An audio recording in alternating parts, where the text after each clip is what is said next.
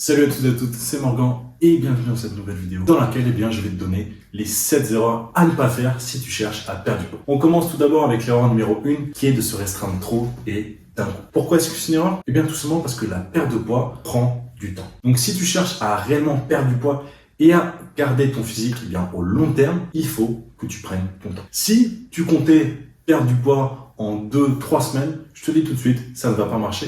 Ou en tout cas, ça va pas forcément donner le résultat que tu souhaites. En fait, si tu te restreins trop vite et d'un coup, tu auras beaucoup moins de marge de progression que quelqu'un qui prend son temps et qui chaque semaine peut diminuer ses calories et donc perdre sur la durée. Donc si tu fais cette erreur, je te conseille directement de changer tes plans et on passe directement à l'erreur numéro 2 qui est de vouloir faire trop de sport. Alors pourquoi est-ce que c'est une erreur? Tout simplement parce que faire du sport, ça fatigue. Ça, tout le monde le sait. Sauf que comme tu es déjà en perte de poids, donc tu as un régime hypocalorique, c'est-à-dire que tu manges moins que ce que tu ne consommes, que ce que tu brûles, tu es déjà fatigué. Donc si tu rajoutes plusieurs séances de cardio, plusieurs séances de muscu, en tout cas trop de sport d'un coup, ton corps va encore plus fatiguer. Et comme il n'a pas les ressources nécessaires pour bien récupérer, tu vas rentrer dans un cercle vicieux où tu seras plus fatigué, donc tu vas vouloir plus manger, etc., et tu ne vas jamais t'en sortir. Donc certes, faire du sport, c'est bien et c'est même, je dirais, obligatoire pour perdre du poids sur la durée, au long terme, mais trop en faire peut avoir des effets néfastes sur ta perte de poids. Troisième erreur, ne pas se faire plaisir de temps à autre. Alors, pourquoi est-ce que c'est nécessaire de se faire plaisir? Tout simplement parce que lors d'une perte de poids, tu vas te restreindre. Que ce soit en quantité, mais également sur les aliments que tu manges. C'est-à-dire que, par exemple, si tu es quelqu'un qui aime bien se manger une pizza le samedi soir, devant un match, etc.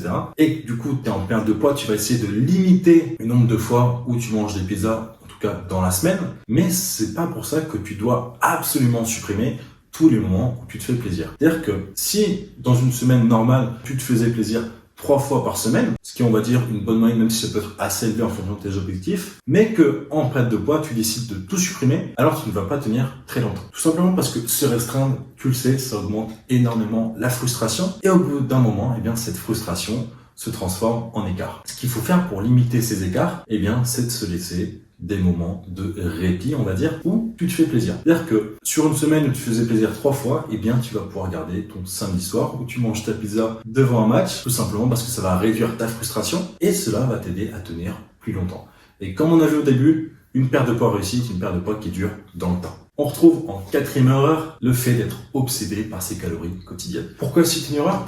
Tout simplement parce que compter ses calories tous les jours va t'amener à une augmentation de ta frustration. Alors que si tu comptes tes calories sur la semaine, c'est-à-dire qu'au lieu de te dire ok, je dois manger 2000 calories par jour et ce tous les jours, tu te dis ok, cette semaine je dois manger 14 000 calories, ce qui peut faire beaucoup mais c'est juste 7 fois 2000 calories, tu verras que ce sera bien plus simple à maintenir ta diète, tout simplement parce que un jour où par exemple tu as mangé 2300 calories, au lieu de dès le lendemain réduire ton apport de 300 calories, donc passer de 2300 à 1700, ce qui fait un différentiel de 600, ce qui est assez énorme, tu vas pouvoir ajuster sur la semaine. C'est-à-dire que si tu fais ça le lundi, il te restera du coup 11 700 calories à diviser par 6, ce qui fera à peu près 1950 calories par jour. Donc, au lieu de faire un différentiel de 600, là, tu vas diminuer tes calories de seulement 50 calories par jour. Ce qui fait que ce sera beaucoup moins dur à tenir et que ce sera plus simple et plus facile pour toi. Donc, si tu comptes tes calories tous les jours, ou en tout cas que tu ne comptes pas tes calories sur la semaine, alors arrête cette erreur parce que tu verras que le faire te facilitera grandement la tâche. On retrouve en erreur numéro 5, ne pas consommer assez de fruits et légumes. Alors, pourquoi est-ce que consommer des fruits et légumes te permettra de faciliter ta perte de poids?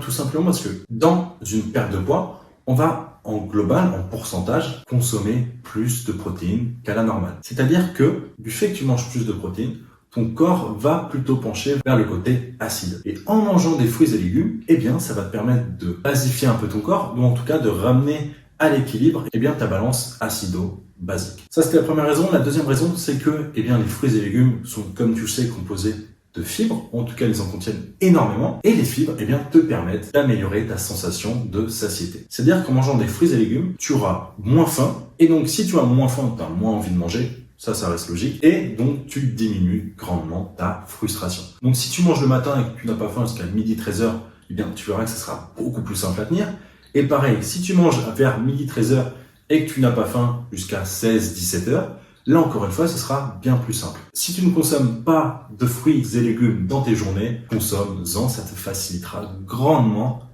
la tâche. Erreur numéro 6, lorsque tu cherches à perdre du poids, c'est de prendre tous les compléments alimentaires possibles et inimaginables pour perdre du poids plus rapidement, plus facilement, etc., etc.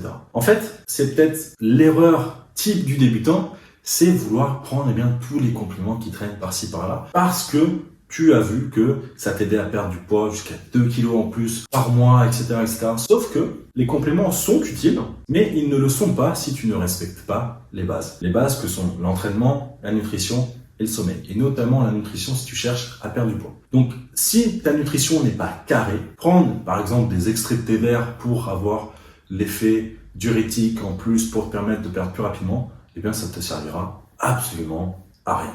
Donc, ne dépense pas ton argent bêtement, mais concentre-toi sur les bases avant de t'intéresser aux compléments. Erreur numéro 7, c'est de se peser tous les jours. Alors, pour celui-là, j'ai un avis qui est assez mitigé, tout simplement parce que pour une certaine catégorie de personnes, ça va être effectivement une erreur, mais pour l'autre, ça va être quelque chose à mettre en place pour faciliter la perte de poids. Je m'explique. Si te peser tous les jours a un effet néfaste sur la façon dont tu vois ta perte de poids, c'est-à-dire que si tu vois que tu as pris 1 kilo par rapport à la veille, et bien tu commences à paniquer sur qu'est-ce que je fais de mal, qu'est-ce que je peux améliorer, etc. Alors, ce ne sera pas forcément quelque chose de bénéfique pour toi. Tout simplement parce que ça va plus te tirer vers le bas qu'autre chose. Alors que si tu es dans l'autre catégorie, où le fait de te peser tous les jours t'aide parce que ça te permet de mettre un visuel sur ton problème, donc le fait que tu es en surpoids, là ça peut t'aider à justement te booster et te permettre de mettre en place des choses que tu n'aurais pas mises en place si tu n'avais pas identifié le problème.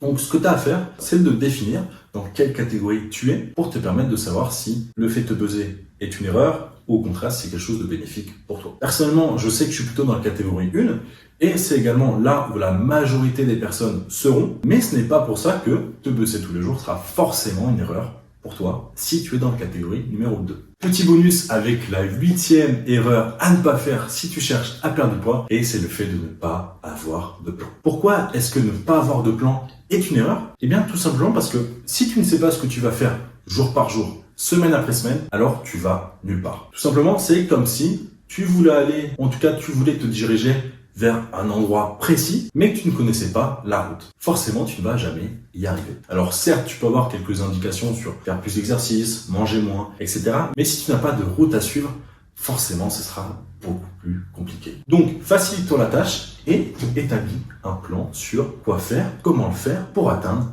ton objectif. Pour cela, c'est assez simple. Tu dois juste définir ce que tu fais tous les jours, que ce soit au niveau de tes calories, également au niveau de tes séances. Tu as fait sur un jour, sur une semaine. Après, tu dois faire ce que tu as fait sur une semaine, sur un mois. Et enfin, d'un mois sur la durée totale de ta perte de poids. Tout cela va te permettre bien d'avoir une route à suivre qui sera définie et donc te permettra d'arriver plus facilement à ton objectif. Voilà tout pour cette vidéo sur les 7 erreurs plus une à ne pas faire si tu cherches à perdre du poids. Si tu es prêt et motivé à réussir ta perte de poids, sache que j'ai mis du temps de côté sur mon planning pour en discuter avec toi. Donc si tu le souhaites, tu peux directement prendre un rendez-vous en cliquant sur le lien dans la description et nous on se retrouve de l'autre côté. Ciao ciao.